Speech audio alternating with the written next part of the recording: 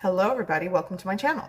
So today I'm making cabbage rolls, and I'm going to preface this by saying they are not traditional. I do have more of a traditional style cabbage roll recipe on my channel. I will link the video below or somewhere in this video, but I am going to try these baked cabbage rolls that I saw on social media. Someone sent me a video. By the way, shout out to my family for bombarding me with recipe videos that are trending on social media. I get I know I don't respond, but I do watch these. It's just a lot. I can't try every single recipe. But this one in particular, I want to try. And in the video, they baked the cabbage rolls and added cheese on top. I know that is not traditional, and I'm sorry, I apologize in advance, but I want to try this because it did look good. And they also served cornbread on the side. So I'm going to show you how to make these baked cheesy cabbage rolls with a corn pudding on the side. I think the combo is going to work. I love anything comforting, and my family wants to try it. So do I. So here we go. I'm going to show you how to make these. So I'm going to show you the cabbage rolls first, and I'm just chopping some fresh parsley because that's going to go into my ground beef mixture. This is 1 pound of lean ground beef. I'm adding around 3 tablespoons of fresh parsley and 1 tablespoon of dehydrated minced onion, some Worcestershire sauce. Here I'm adding some salt, and I'm also going to add a ½ cup of long grain rice. This is raw that I rinsed, some garlic powder, you could add fresh, and I'm going to add some paprika, probably like a teaspoon is what I added, but you can start with a ½ teaspoon. Now some cracked black pepper. I'm going to add 1 large egg. This is just going to help bind the mixture when you place it into your cabbage. And with clean hands, I'm going to combine well. And it also helps if you're working with a large bowl because you are going to mix this. So I just want to reiterate for those of you that maybe are skipping around this video to get to the recipe. I stated in the beginning that I do know that this is not a traditional way to make cabbage rolls. Well, essentially it kind of is, but I will be adding cheese on top, and I know that is not a traditional ingredient. There's so many ways to make this, but I really wanted to try the cheese combination with this. Okay, so this is combined well. I'm gonna set it aside. And it's time to work on the cabbage. So this is kind of like a cabbage roll hack. Add the entire head of cabbage in your freezer overnight, and by the next day you can just peel off the leaves, but I'm boiling them today because I didn't put it in the freezer last night.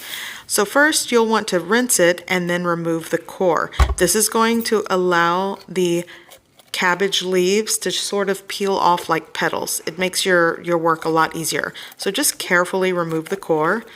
I know I look like any moment this cabbage is just gonna roll out of my hands, but I promise you, it's not. I'm just working my little paring knife.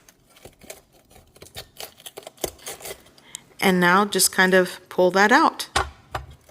And it's prepped. So going into my boiling water, you wanna make sure you have a pot of boiling water, and it's just going to take, I don't even think a minute before the cabbage leaves start to peel off. And as soon as they start to loosen up and kind of float away or just fall off of the head of cabbage, then what I like to do is kind of let each leaf kind of dunk for an extra maybe 5 to 10 seconds and then just remove it. So I'm sort of just moving the head of cabbage around, and here we go. First cabbage leaf easily removes itself. Dunk it in the boiling water and just let the water kind of drain and drip, and I'm going to place it in my bowl right here on the side. And essentially you're just going to keep doing this until you get about 20 cabbage leaves or the whole head of cabbage.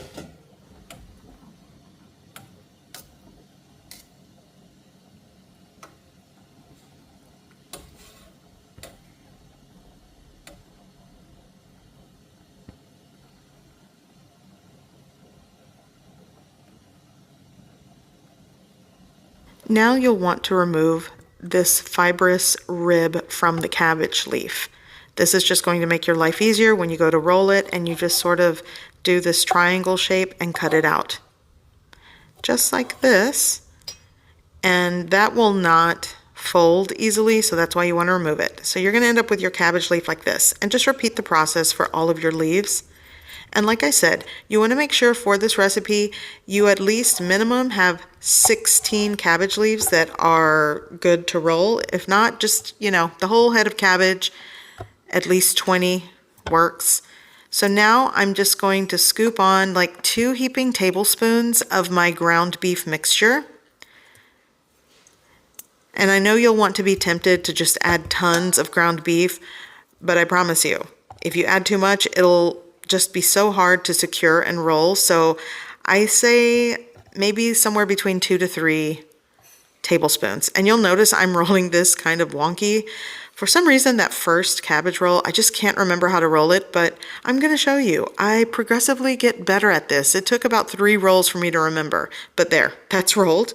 And for the second one, I started realizing, okay, let's try to roll this like a burrito. So the sides, and then you roll over, well, almost. So you put the seam together on that split side, pull it back, just like you're folding or wrapping a burrito.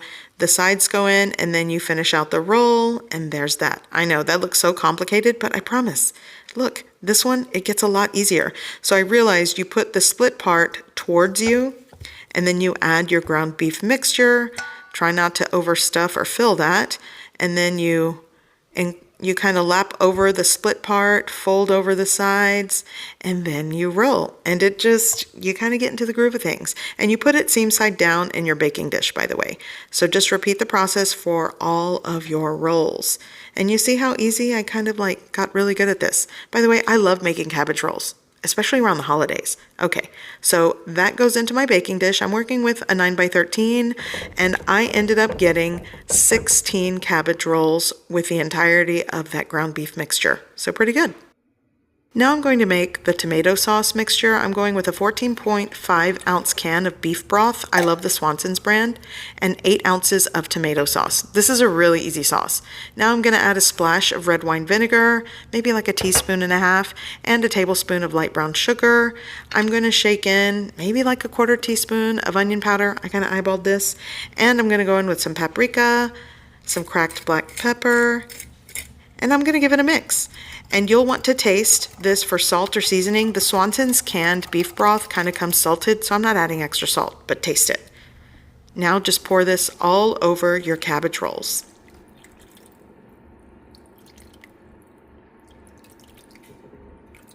And after you do that, it's time for the non-traditional part. I'm going to be adding 8 ounces of low moisture mozzarella cheese that I shredded, and just add it all over the top. So after I cover this with cheese, I'm going to tightly cover it with aluminum foil and bake in a preheated oven at 350 degrees Fahrenheit for about 55 minutes to an hour.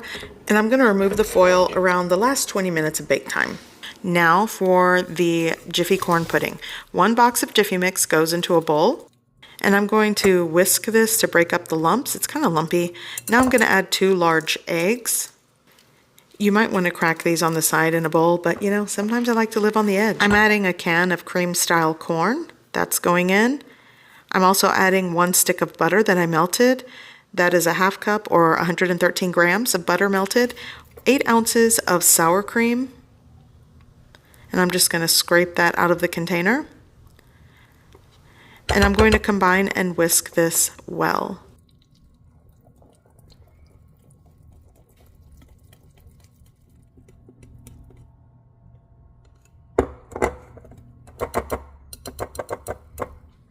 So I shredded an 8 ounce block of cheddar cheese, but I'm probably only going to use about 6 ounces of that. So 4 ounces goes into the mix with 1 large jalapeno that I chopped up, but I left some slices for the top to garnish. So some of it's going in and some of it's going on the top. And you can add 2 jalapenos if you want. I went with 1. So just fold that in, give it a mix. And this literally, I love this side dish. This could be a meal, a side dish. I love it. Now in a buttered baking dish, I'm going to add all of my batter. And truly, this is one of my favorite types of side dishes. Now I know in the original video I said that that person made these cheesy cabbage rolls and added cornbread on the side, but I just like making Jiffy corn pudding casserole. It's my favorite. So I'm just gonna scrape the entire bowl, get as much out as possible. And then I'm just going to evenly spread that in the baking dish. By the way, I'm working with a buttered baking dish. I use like a tablespoon and a half of softened butter to kind of spread that around. And now just a little bit more of that shredded cheese on top. Use the cheese that you like. I love sharp cheddar in this. Sometimes I use Colby Jack if that's all I have. And I'm going to save the rest of that shredded cheese, by the way. And just top with the rest of those sliced jalapenos. And if you don't want to add jalapenos, then don't. That is optional. Or if you want a milder chili, use like mild green hatch chilies, like the canned kind. You can add that. I do that sometimes. But today, I just want the contrast of the comforting cheesy cabbage roll with something that has a little bit of kick, that's rich and just comforting. So good. Okay, so this is also going to go into my preheated oven at 350 degrees Fahrenheit.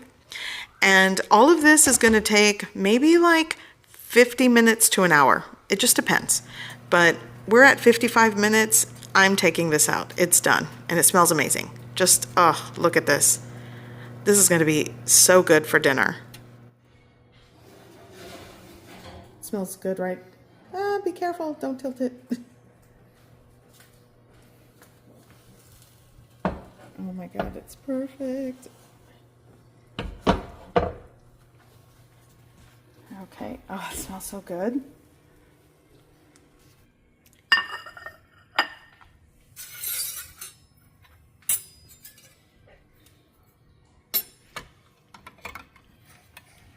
Let's see.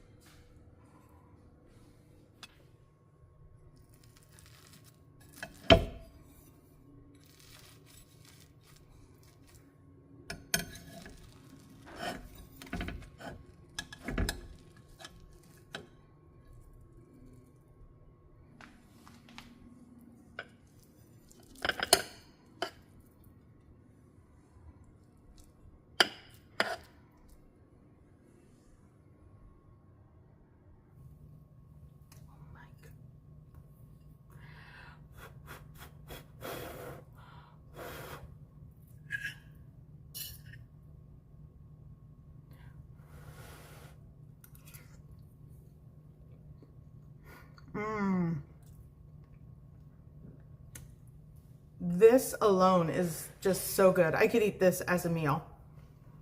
And this combo, I mean, this is comfort food, like a comfort food combination that you should try. It's so good. Okay, cabbage roll. It has cooked through perfectly.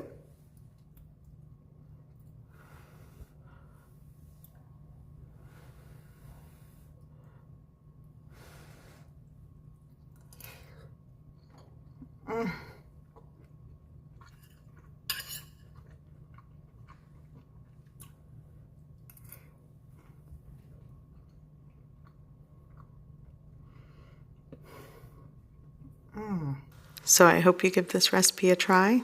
I hope you like it. And thanks for watching.